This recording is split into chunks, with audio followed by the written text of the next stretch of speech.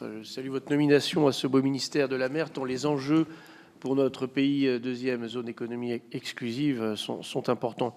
Moi, je voudrais aborder aussi les enjeux autour de la biodiversité que vous avez évoqués, à la veille d'ailleurs de la COP 15 biodiversité. Je ne sais pas si vous avez prévu de vous y rendre. En tout cas, quelle est la feuille de route du ministère de la mer sur les sujets de biodiversité?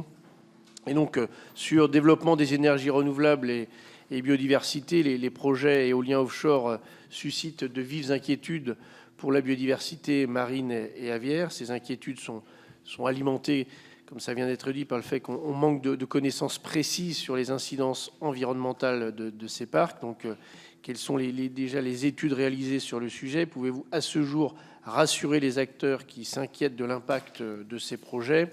Et est-ce qu'à ce stade, il est envisagé d'exclure certaines zones sensibles des projets de futurs parcs et quelles pistes sont envisagées par le gouvernement afin d'améliorer l'information du public dans les zones d'implantation?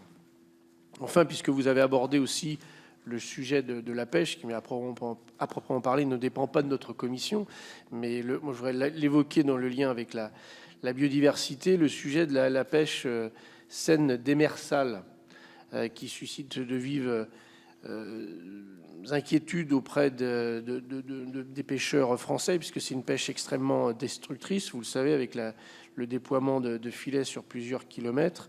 Et donc les pêcheurs français qui s'inquiètent de cette technique sur les menaces par rapport à la biodiversité marine expriment une incompréhension par rapport à la position de l'État français sur cette pêche qui est pratiquée par des Hollandais. Est-ce que vous pouvez nous éclairer sur ce sujet-là?